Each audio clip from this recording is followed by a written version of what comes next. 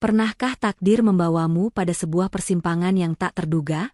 Di mana sebuah niat baik yang tulus, sekecil apapun itu, ternyata menjadi kunci pembuka pintu keajaiban yang tidak pernah kamu bayangkan sebelumnya. Inilah kisah tentang bagaimana sebuah mimpi yang dipupuk dengan keringat dan air mata, bertemu dengan kebaikan hati yang melintasi batas negara dan budaya.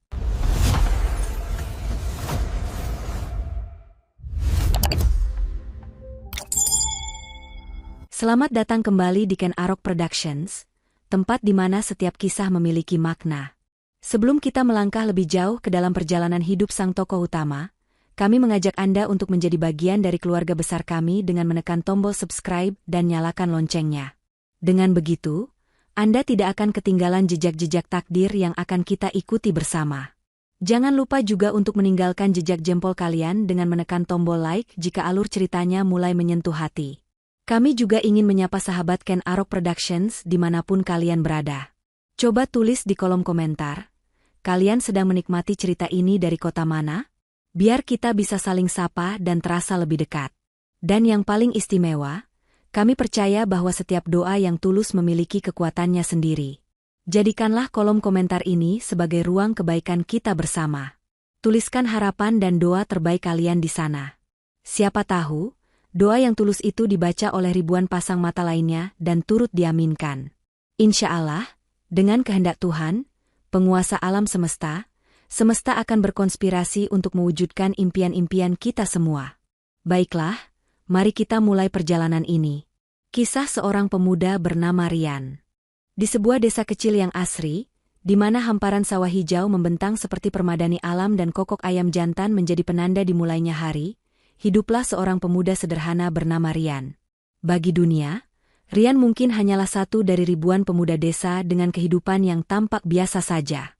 Namun, di dalam hatinya, Rian menyimpan sebuah mimpi yang begitu besar, sebuah impian yang melintasi lautan dan benua, negeri Sakura, Jepang. Bagi Rian, Jepang bukan hanya sekadar negara maju. Itu adalah simbol harapan, sebuah janji akan masa depan yang lebih baik untuk dirinya dan terutama untuk ibunya tercinta. Di dinding kamarnya yang terbuat dari papan kayu, tertempel beberapa poster pemandangan Gunung Fuji dan hiruk-pikuk kota Tokyo. Di sampingnya, ada lembaran-lembaran kertas berisi coretan huruf kanji yang ia pelajari secara otodidak setiap malam. Siang hari, tubuhnya mungkin bermandikan peluh membantu orang tua di ladang. Namun ketika malam tiba dan desa telah terlelap, matanya tak pernah lelah menatap buku-buku bahasa Jepang yang sudah sedikit usang. Ia mengikuti setiap informasi tentang program pelatihan kerja, mengumpulkan sedikit demi sedikit uang untuk biaya pendaftaran, dan mengorbankan waktu bermainnya demi mengejar impian itu. Namun, jalan menuju impian tak pernah ditaburi bunga. Langit tidak selalu cerah untuk Rian. Di kampungnya, mimpinya yang setinggi langit itu justru sering menjadi bahan cemoohan. Beberapa pemuda lain dan tetangga memandangnya dengan tatapan sinis. Buat apa belajar bahasa aneh itu? Sudahlah, Rian, terima saja nasib. Ujung-ujungnya juga kembali ke sawah. Begitu bisik-bisik yang sering sampai ke telinganya. Setiap kali ia berangkat ke kota untuk mengikuti tes seleksi, selalu ada saja yang melempar candaan pahit. Kegagalan demi kegagalan yang ia temui seolah menjadi pembenaran bagi mereka. Surat-surat penolakan dari berbagai perusahaan penyalur tenaga kerja sudah menjadi pemandangan biasa di kamarnya, terlipat rapi namun terasa begitu berat. Meski begitu, setiap cemoohan yang ia dengar, setiap kegagalan yang ia terima, tidak pernah sekalipun memadamkan apinya. Sebaliknya, itu semua menjadi kayu bakar yang membuat tekadnya semakin membara. Rian terus berjalan, hampir sendirian dalam riuhnya suara-suara yang meragukannya, hanya berpegang pada satu keyakinan, bahwa di ujung terowongan yang gelap ini, pasti ada cahaya yang menantinya. Ia hanya belum tahu, bahwa takdir sedang menyiapkan sebuah pertemuan di tengah jalanan kota yang ramai, sebuah pertemuan yang akan mengubah seluruh alur hidupnya untuk selamanya. Di tengah badai cemoohan dan keraguan dari dunia luar, Rian memiliki sebuah benteng pertahanan yang tak tertembus, sebuah dermaga sunyi tempat kapalnya bisa berlabuh dengan aman.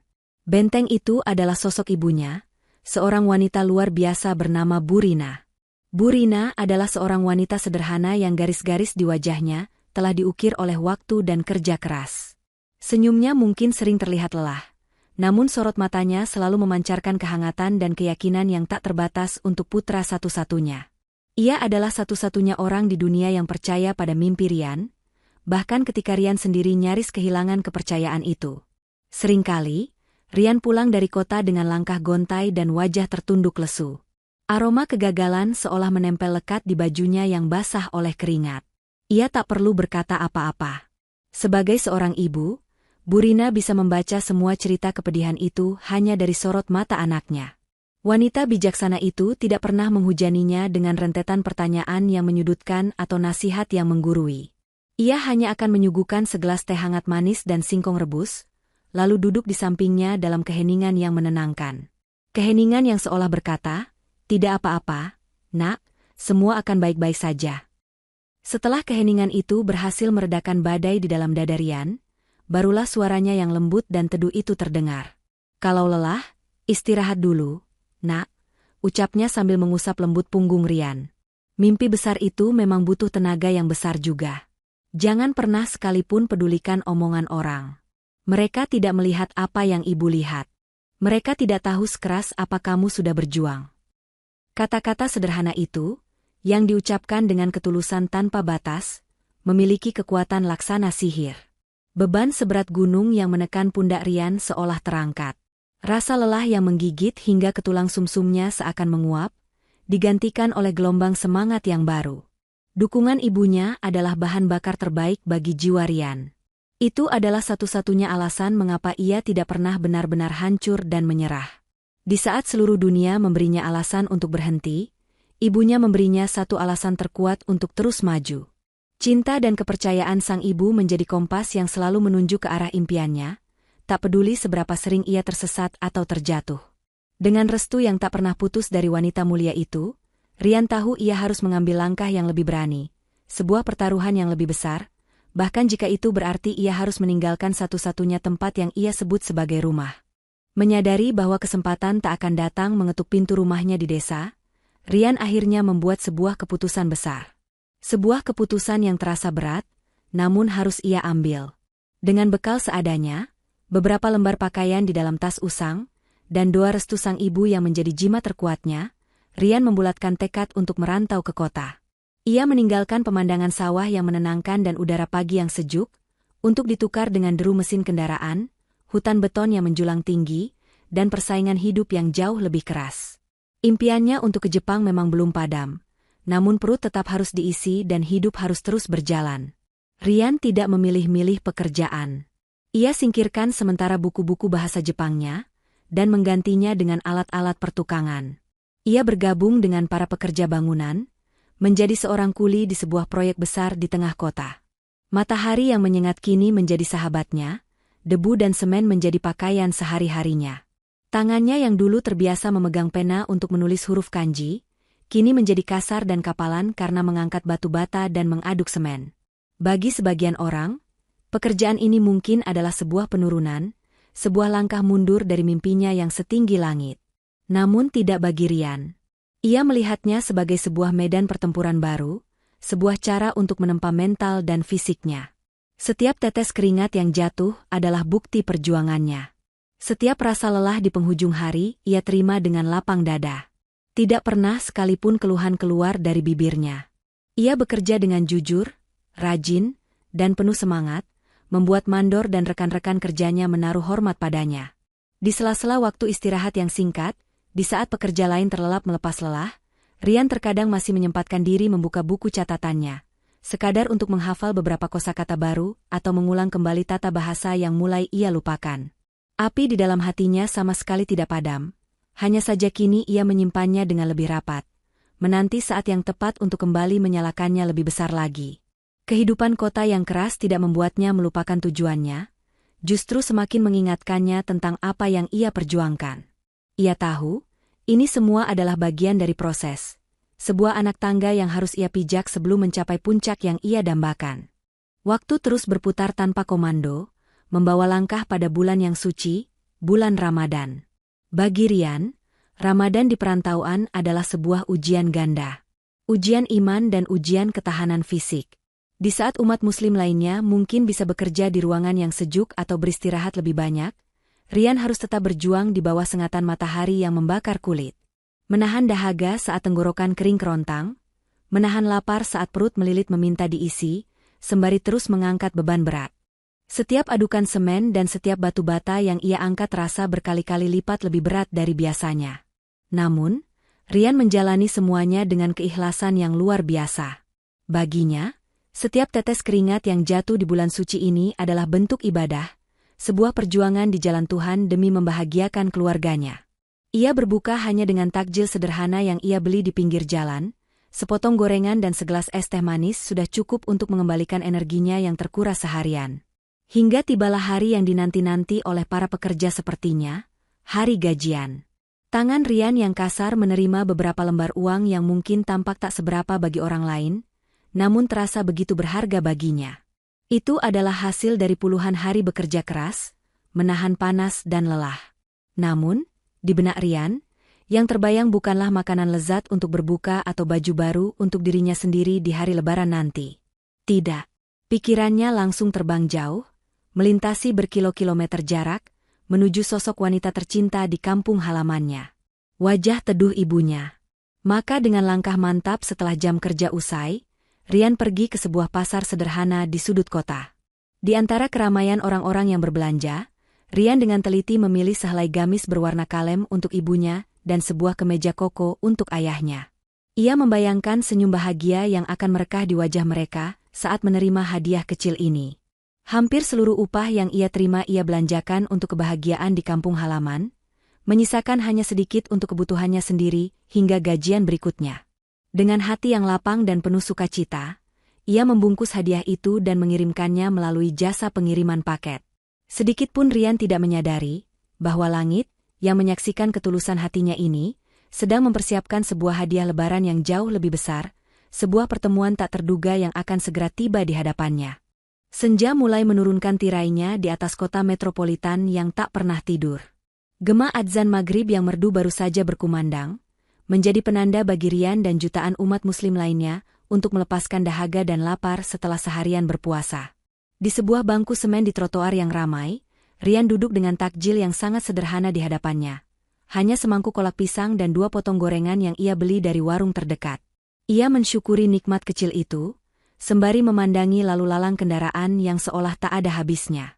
Di tengah lamunannya, pandangan Rian tak sengaja tertumbuk pada sesosok figur yang tampak begitu asing di tengah keramaian itu. Seorang wanita muda berwajah oriental, dengan raut kebingungan yang sangat kentara. Dari penampilannya, Rian yakin ia bukan orang Indonesia. Gadis itu tampak gelisah, sesekali melihat ke ponselnya, lalu memandang berkeliling dengan tatapan putus asa. Ia mencoba bertanya pada beberapa orang yang lewat, namun gelengan kepala dan isyarat tangan menunjukkan bahwa bahasa telah menjadi sebuah dinding tebal yang tak bisa mereka tembus. Hati Rian tergerak. Ada rasa iba melihat kepanikan di wajah gadis asing itu. Namun, sebuah suara di kepalanya membuatnya ragu. Siapalah dirinya? Hanya seorang kuli bangunan dengan pakaian penuh noda semen. Apa yang bisa ia lakukan? Namun kemudian, Rian teringat sesuatu. Ia teringat pada buku-buku usangnya, pada malam-malam panjangnya menghafal kosakata, pada impiannya yang ia simpan rapat-rapat di dalam hati. Ini adalah sebuah kesempatan. Dengan jantung yang berdebar sedikit lebih kencang dari biasanya, Rian memberanikan diri. Ia berdiri, meninggalkan sejenak takjilnya, dan berjalan menghampiri gadis itu. Sumimasen, ucapnya dengan suara yang jelas namun sedikit ragu. Daijoubu desu ka? Nanika o tetsudai shimashou ka? Permisi, apakah Anda baik-baik saja? Adakah yang bisa saya bantu? Gadis itu, yang tadinya tampak hampir menangis, langsung menoleh. Matanya yang indah membulat karena terkejut. Ada jeda sepersekian detik di mana ia seolah tidak percaya dengan apa yang baru saja ia dengar. Lalu, raut wajahnya yang panik perlahan berubah menjadi sebuah kelegaan yang luar biasa. Di bawah langit senja Jakarta yang mulai meredup, sebuah kalimat sederhana dalam bahasa Jepang yang diucapkan oleh seorang pemuda pekerja bangunan, baru saja menjadi awal dari sebuah kisah yang tidak pernah mereka berdua duga. Kelegaan yang teramat sangat terpancar dari wajah gadis itu, seolah ia baru saja menemukan sebuah oasis di tengah gurun pasir. Dengan bahasa Jepang yang lancar namun diselingi nada panik yang masih tersisa, gadis yang kemudian memperkenalkan diri sebagai Ayase itu menceritakan masalahnya. Ia adalah seorang turis yang baru pertama kali datang ke Indonesia. Karena terlalu asyik melihat pemandangan kota dari jendela, ia salah menaiki bus dan terbawa ke rute yang sama sekali tidak ia kenali. Keadaannya diperparah karena baterai ponselnya sudah di titik terendah, membuatnya tidak bisa mengakses peta digital atau menghubungi siapapun. Ia benar-benar tersesat, sendirian di negara asing saat malam mulai menjelang. Mendengar itu, Rian bahkan lupa pada kolak pisangnya yang mulai mendingin dan gorengannya yang tak lagi hangat. Rasa laparnya seolah hilang, tergantikan oleh empati dan keinginan tulus untuk menolong. Ia bisa merasakan ketakutan yang dialami Ayase. Tanpa pikir panjang, Rian menenangkan Ayase dan meyakinkannya bahwa semua akan baik-baik saja. Ia meminta alamat hotel tempat Ayase menginap, lalu menepikan sebuah ojek yang kebetulan lewat. Ia berbicara sejenak dengan pengemudi ojek, menjelaskan tujuannya, dan membayar ongkosnya di muka. Setibanya di lobi hotel yang mewah, sebuah dunia yang sangat kontras dengan kehidupan Rian sehari-hari, Ayase berkali-kali membungkukkan badan, mengucapkan, "Arigatou gozaimasu," dengan mata yang berkaca-kaca. Ia benar-benar tidak tahu apa yang akan terjadi padanya jika Rian tidak datang menolong. Namun, saat Ayase mengeluarkan beberapa lembar uang dari dompetnya sebagai tanda terima kasih, Rian dengan sopan dan senyum yang tulus menolaknya. Baginya, menolong adalah panggilan hati, bukan sebuah transaksi.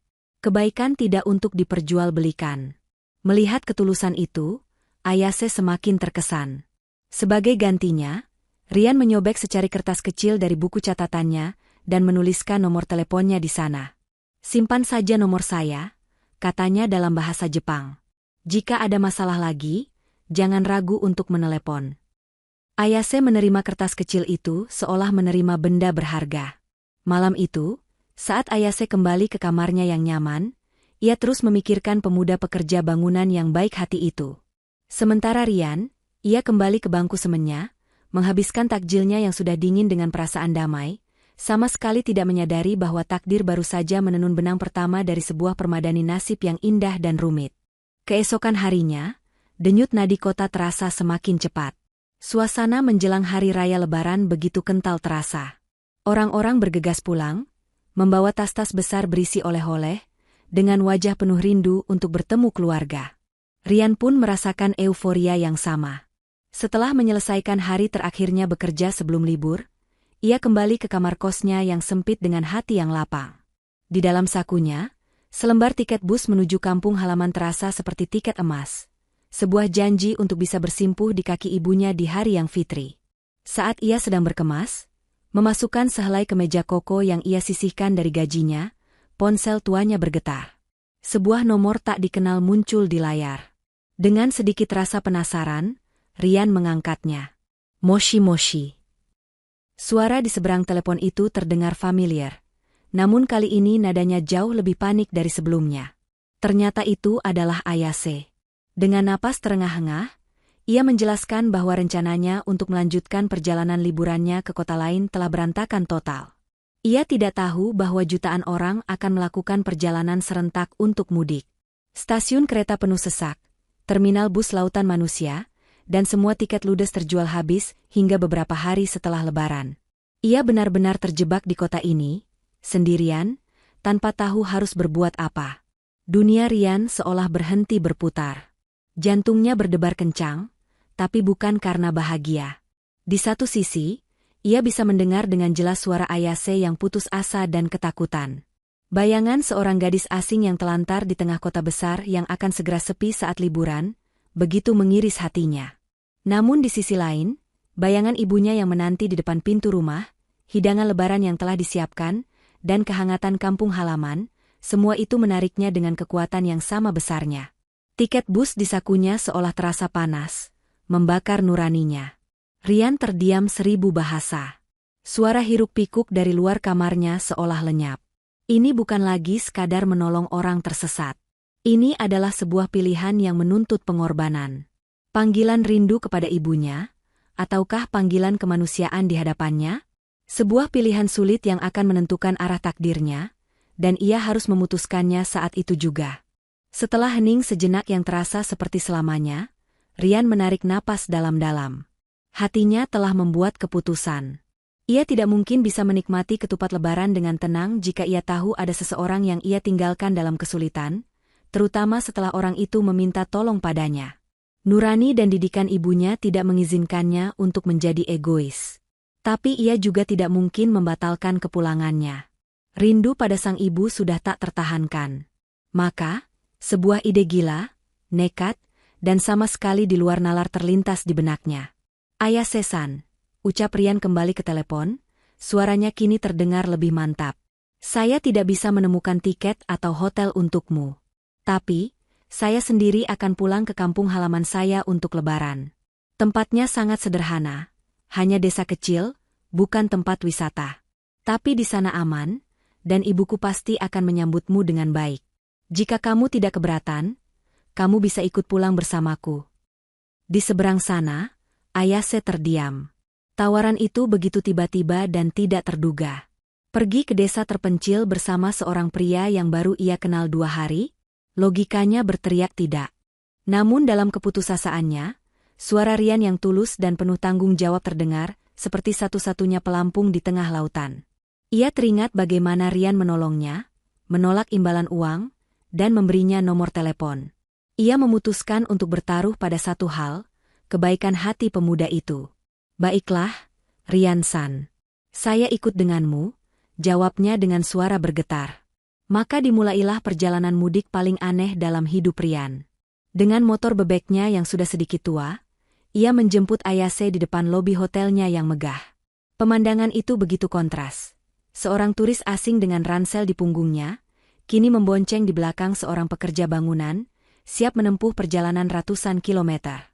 Deru mesin motor Rian membelah sisa-sisa keramaian kota, meninggalkan gedung-gedung pencakar langit di belakang.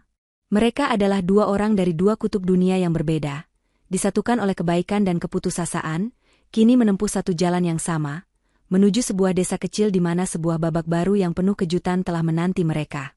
Setelah berjam-jam menempuh perjalanan yang melelahkan, menyusuri jalanan berdebu dan panas terik, pemandangan akhirnya mulai berubah. Gedung-gedung tinggi telah lama menghilang, digantikan oleh hamparan sawah yang hijau menyejukkan mata. Udara terasa lebih segar, dan suasana jauh lebih tenang. Motor Rian akhirnya memasuki sebuah jalan kecil dan berhenti di depan sebuah rumah panggung sederhana yang terbuat dari kayu, dengan halaman kecil yang ditanami beberapa pohon singkong dan bunga. Inilah rumah Rian. Bagi Ayase, ini adalah sebuah dunia yang benar-benar berbeda. Begitu berbeda dari gemerlap Tokyo, begitu kontras dengan hiruk-pikuk Jakarta. Anak-anak kecil yang sedang bermain di jalanan berhenti sejenak, menatapnya dengan rasa penasaran yang besar. Ini mungkin pertama kalinya mereka melihat orang asing datang ke desa mereka. Tak lama kemudian, pintu rumah terbuka. Sosok wanita parubaya yang wajahnya begitu mirip dengan Rian, Burina, keluar dengan senyum yang merekah. Rindunya pada sang anak tumpah ruah. Ia memeluk Rian dengan erat, seolah tak ingin melepaskannya. Namun, senyum di wajah Burina sedikit memudar, berganti dengan kerutan kebingungan di dahinya ketika seorang gadis asing turun dari boncengan motor anaknya.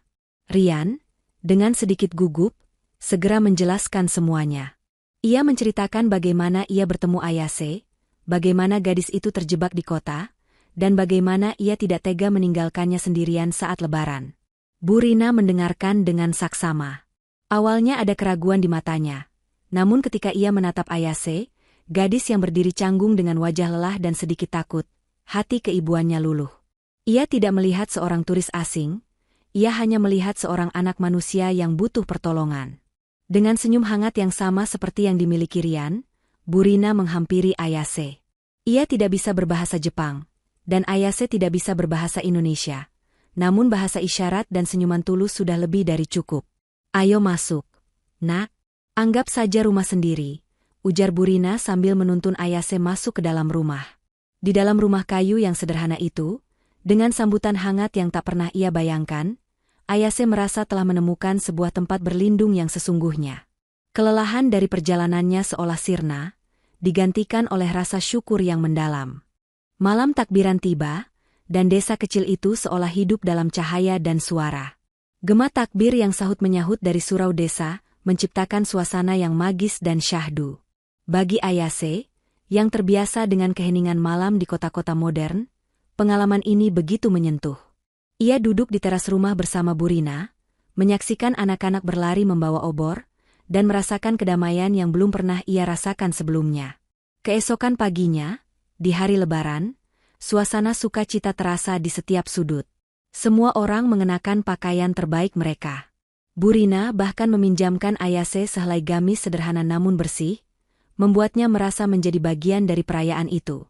Ayase menyaksikan dengan takjub ketika seluruh warga desa berjalan beriringan menuju lapangan kecil untuk melaksanakan salat Id. Ia melihat sebuah pemandangan persatuan dan ketundukan yang begitu indah dan damai. Namun, puncak pengalaman emosionalnya terjadi setelah itu. Di dalam rumah, Ayase menjadi saksi sebuah tradisi yang begitu sakral.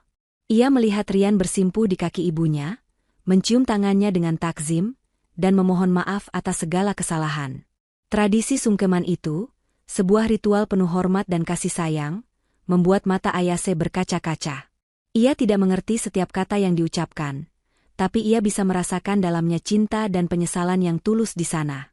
Perayaan berlanjut dengan hidangan khas Lebaran yang melimpah. Ketupat, opor ayam, rendang, dan berbagai kue kering tersaji di atas tikar. Dengan sedikit canggung, Ayase ikut duduk bersila dan mencoba semua masakan Burina. Setiap suap adalah ledakan rasa baru yang lezat, sebuah petualangan kuliner yang tak terlupakan. Ia kemudian diajak Rian untuk bersilaturahmi, mengunjungi rumah-rumah tetangga. Di setiap rumah, ia disambut dengan senyum ramah, jabat tangan, dan ucapan, mohon maaf lahir dan batin. Ia merasakan betapa kuatnya ikatan komunitas dan indahnya budaya saling memaafkan. Bagi Ayase, ini bukan lagi sekadar liburan yang kacau. Ini adalah sebuah pelajaran hidup yang tak ternilai, sebuah penyelaman ke dalam jantung kebudayaan yang hangat dan tulus. Ia melihat Rian bukan lagi sebagai penolong, tapi sebagai pribadi utuh yang dibentuk oleh nilai-nilai luhur ini. Beberapa hari setelah Lebaran, hiruk-pikuk perayaan mulai mereda, menyisakan ketenangan yang damai di desa itu. Pada suatu malam yang cerah, di saat bulan bersinar terang menerangi pucuk-pucuk daun kelapa, Rian dan Ayase duduk berdua di bangku bambu di teras depan rumah. Setelah mengucapkan terima kasih untuk kesekian kalinya atas semua kebaikan yang ia terima, Ayase menatap Rian dengan sorot mata yang serius. "Rian-san," tanyanya lembut, "setelah ini, apa rencanamu? Apa impian terbesarmu?" Pertanyaan itu membuat Rian terdiam sejenak. Selama ini, tidak ada yang pernah menanyakan hal itu dengan begitu tulus. Merasa nyaman dan percaya pada Ayase, Rian akhirnya membuka rahasia hatinya yang paling dalam. Dengan suara yang bergetar karena menahan gejolak perasaan, ia menceritakan semuanya.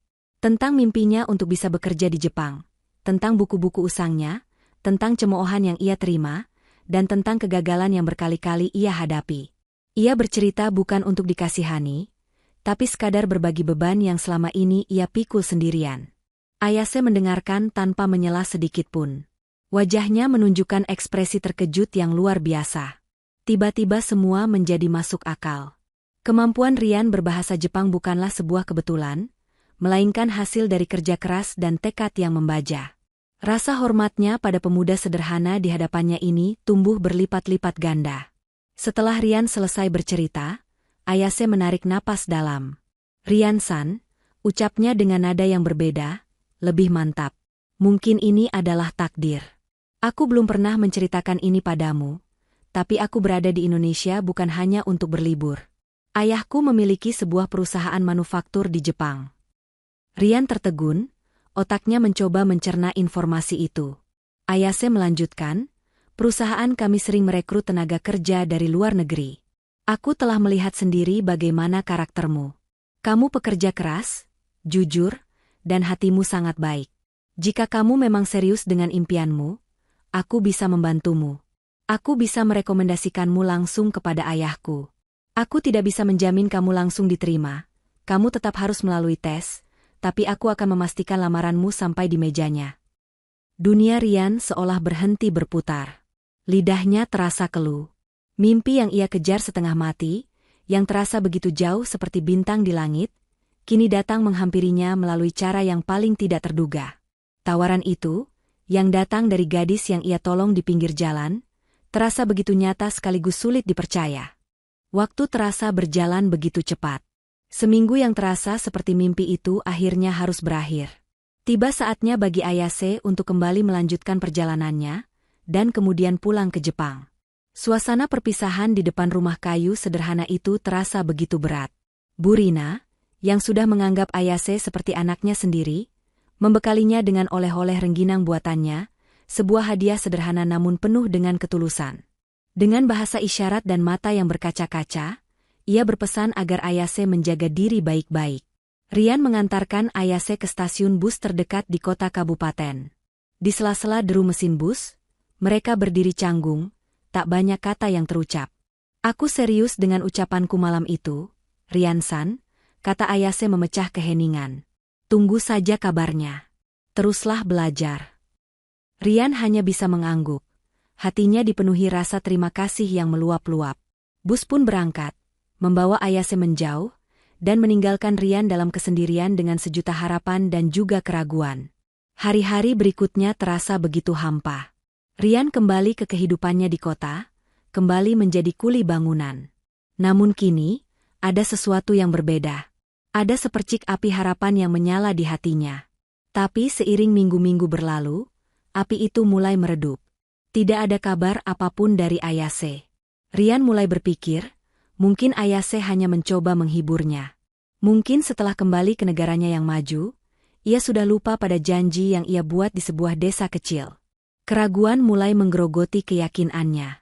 Hingga pada suatu sore, saat ia baru saja pulang kerja dengan tubuh penuh debu dan lelah, ponselnya berdering.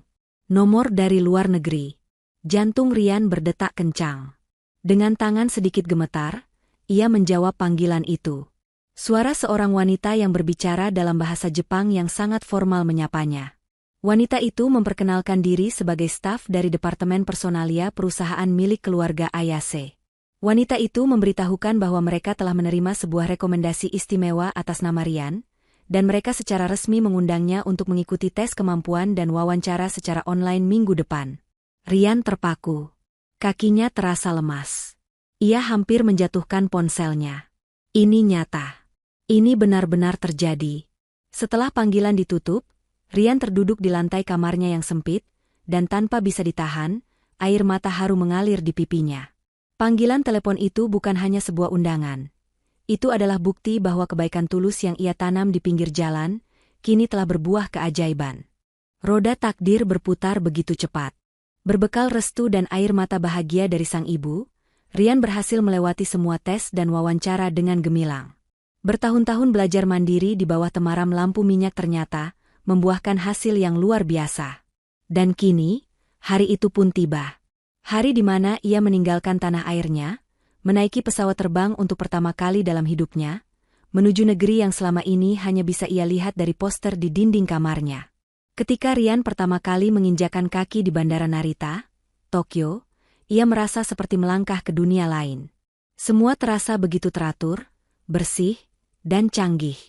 Huruf-huruf kanji yang dulu ia eja dengan susah payah, kini terpampang nyata di mana-mana, dan ia mengerti artinya. Ini adalah sebuah kemenangan tersendiri baginya. Di tengah keramaian bandara, ia melihat sesosok wajah yang familiar. Ayase berdiri di sana, melambaikan tangan dengan senyum yang begitu tulus dan bahagia. Kecanggungan di antara mereka seketika sirna. Ayase, dengan kehangatannya, berhasil meredakan kegugupan Rian. Namun, jantung Rian kembali berdebar kencang saat Ayase memberitahu bahwa mereka akan langsung pergi untuk bertemu dengan orang tuanya. Rian, anak seorang petani dari desa kecil, akan bertemu dengan seorang pemilik perusahaan besar di Jepang. Pertemuan itu terjadi di sebuah restoran pribadi yang mewah. Tuan dan Nyonya Tanaka, orang tua Ayase, menyambutnya dengan sopan. Tuan Tanaka adalah seorang pria parubaya yang sangat berwibawa, sorot matanya tajam dan penuh selidik. Sementara Nyonya Tanaka memiliki kelembutan yang mengingatkan Rian pada ibunya. Mereka membuka percakapan dengan mengucapkan terima kasih yang sebesar-besarnya, karena Rian telah menjaga putri satu-satunya mereka di Indonesia. Ayase sudah menceritakan semuanya. Kami berhutang budi padamu, Rian-kun, kata Tuan Tanaka dengan suara berat. Karena itu, pintu perusahaan saya terbuka untukmu. Tapi jangan salah, lanjutnya dengan tatapan yang lebih serius, di perusahaan saya, semua orang dinilai dari hasil kerjanya. Buktikan bahwa rekomendasi putri saya tidak salah. Rian mengangguk mantap. Ia tidak takut dengan tantangan itu. Ia tidak datang ke Jepang untuk bersantai. Ia datang untuk berjuang, untuk membuktikan bahwa anak desa sepertinya, yang hanya bermodalkan kebaikan dan kerja keras, pantas untuk mendapatkan kesempatan luar biasa ini. Bulan berganti bulan, musim pun silih berganti. Rian membuktikan dirinya lebih dari sekadar pekerja yang baik. Dengan ketekunan dan kejujuran yang menjadi sifat dasarnya, ia bekerja dengan sangat keras, belajar dengan cepat, dan mendapatkan rasa hormat dari rekan kerja serta atasannya. Ia menepati janjinya pada Tuan Tanaka. Selama waktu itu pula, hubungannya dengan Ayase semakin dekat. Ayase menjadi pemandu Rian dalam memahami budaya Jepang, dan Rian menjadi pengingat bagi Ayase tentang ketulusan dan kesederhanaan. Persahabatan mereka perlahan-lahan mekar menjadi sebuah perasaan yang lebih dalam. Pada suatu sore di musim semi, di bawah guguran kelopak bunga sakura yang menari-nari tertiup angin, Ayase memberanikan diri untuk mengungkapkan perasaannya. Ia mengaku bahwa sejak pertemuan pertama mereka di Indonesia, ia sudah terkesan dengan kebaikan hati Rian. Dan setelah melihat perjuangannya di Jepang, rasa kagum itu telah berubah menjadi cinta. Ia mencintai Rian bukan karena kasihan, tapi karena karakter dan kekuatan jiwa yang dimilikinya. Bagi Rian, pengakuan itu seperti sebuah mimpi yang bahkan tak pernah berani ia bayangkan. Selama ini, ia selalu menekan perasaannya sendiri, merasa dirinya tak pantas untuk putri dari atasannya itu. Namun, mendengar kejujuran Ayase, Rian tak mampu lagi membendung perasaannya. Ia pun mengakui bahwa Ayase adalah sumber kekuatannya selama ini, cahayanya di negeri asing. Di bawah naungan pohon sakura, dua hati dari dua dunia yang berbeda itu akhirnya menyatu. Namun, mereka tahu jalan di depan tidaklah mudah. Dengan keberanian yang mereka kumpulkan bersama, mereka menghadap Tuan Tanaka. Ayah Ayase mendengarkan dalam diam dengan wajahnya yang sulit ditebak. Ia tidak menentang, karena ia sudah melihat sendiri kualitas diri Rian. Namun, ia memberikan sebuah syarat. Saya tidak meragukan perasaan kalian, dan saya tidak meragukan karaktermu, Rian-kun, katanya tegas. Tapi cinta saja tidak cukup. Jika kau benar-benar serius ingin menikahi putriku, buktikan bahwa kau bisa berdiri di atas kakimu sendiri. Buktikan kau bisa menjadi pria yang bisa diandalkan, bukan hanya sebagai karyawan, tapi sebagai seorang pemimpin bagi keluargamu kelak. Tantangan itu tidak mematahkan semangat Rian. Sebaliknya, itu memberinya tujuan baru yang membakar jiwanya. Dengan Ayase di sisinya, ia siap untuk membuktikan segalanya. Tantangan dari Tuan Tanaka menjadi bahan bakar baru bagi semangat Rian. Ia bekerja 2 kali lebih keras, menabung setiap yen yang ia bisa, sambil terus belajar tentang bisnis. Dengan dukungan penuh dari Ayase, Rian mengambil langkah paling berani dalam hidupnya. Ia tidak hanya ingin menjadi karyawan terbaik, ia ingin menciptakan sesuatu miliknya sendiri. Menggunakan keahlian yang ia warisi dari ibunya dan kerinduan akan tanah air, Rian membuka sebuah warung kecil yang menyajikan masakan otentik Indonesia di salah satu sudut kota Tokyo. Awalnya tidak mudah.